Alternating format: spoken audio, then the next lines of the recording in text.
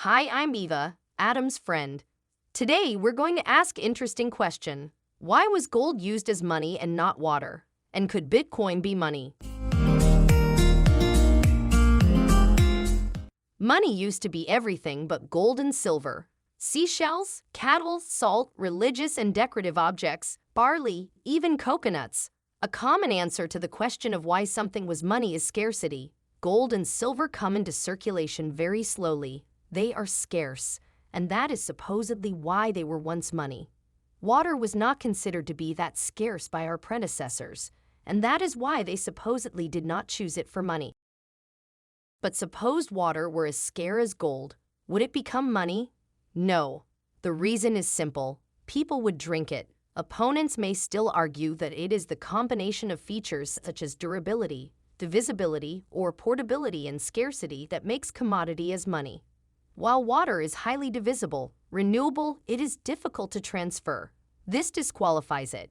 But let's grant that people could work around this problem. Would water then be money?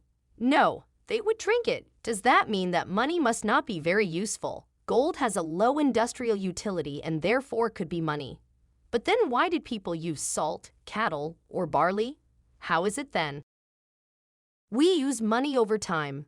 Today and a year from now, we want to calculate in them what is economically worth producing, use them to shop with, and eliminate debt with.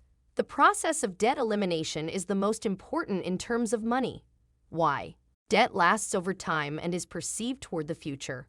The sum of debt exchanges in a community provides a permanent structured record of economic relations. This structure endures over time and its content is as who gives what to whom today and what the other returns, e.g., a year from now. The structure forms the cornerstone of moneyness. When people began to express this complicated structure of debt relations in a commodity, they basically discovered the first money. Money eliminated the opacity that comes from who owes what if people don't use money. The moneyness of any commodity that was used as money was derived from the process of coordinating these debt relations. Thus, gold and silver were not money because they were scarce, durable, portable, or divisible, but because they responded well to changes in the conditions of debt creation. Hence, they were not at the same time money from the age of ages, but only later. People simply did not need ideal money immediately and used salt or cattle instead.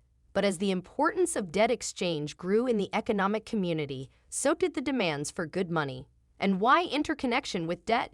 People used and used debt because the efficient and mass production of products needs stretching over time. If we want to produce something cheaply and en masse, we simply need to build a factory and buy machinery first.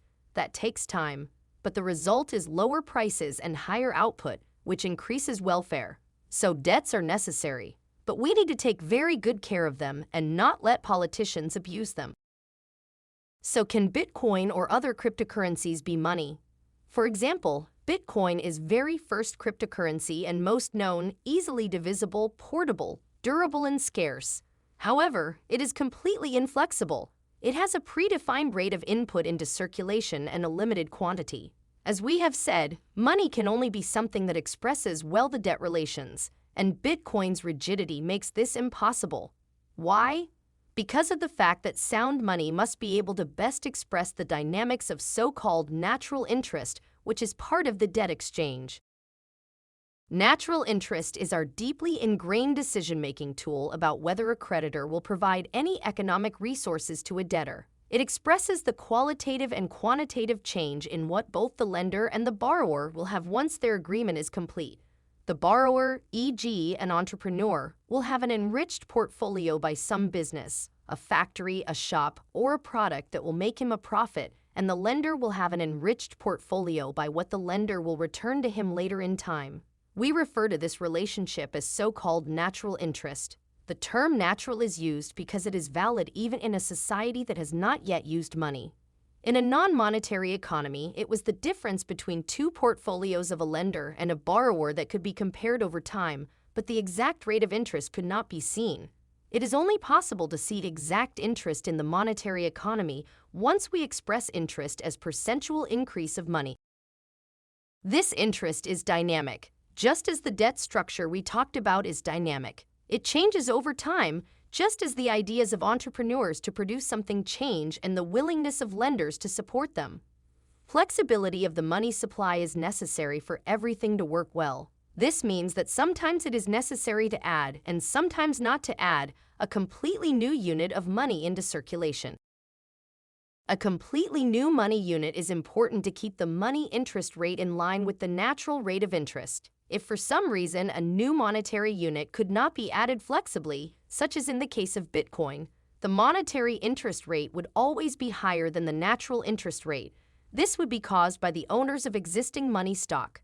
The result would be that there would be owners of capital goods in the market who would be willing to allocate goods even under less stringent conditions than the owners of money, but could not. This would be made impossible by the owners of money pushing interest higher because no one could stop them if money stock is rigid. But a potential critic might say, and isn't it the owners of the money who are supposed to decide who they give their money to? They certainly do. But equally, the owners of the money already in circulation cannot have absolute power over the level of the interest rate. Therefore, every sound money also increases the amount of money in circulation. That is natural. However, it has to be discovered by a business process on the free market. In the case of gold, in fact, those who once mined new gold were satisfying the demand of borrowers and owners of capital goods and providing them with new money. And everything worked as it should. None of the participants in this process had any privilege. The addition and non-addition of an entirely new, previously uncirculated monetary unit has been discovered entrepreneurially in the banking system in response to the moods of creditors, debtors, and the owners of the capital goods who sell them for money. And precisely because of this, Bitcoin will never be money. It is absolutely rigid and non-flexible. Its eventual use as money would always cause one and only one thing: problems with the realization of debt exchange, which is in demand by the people and crucial in a community for the growth of wealth. People will therefore always choose something else as real, sound, and genuine money. However, Bitcoin is an interesting technology, bringing certainty of record of the transaction made. It is like a new version of the ancient tally stick that our predecessors used for various kinds of economic records, and people can use a modern version of tally stick in the form of Bitcoin. But more on that some other time. See you again. Bye.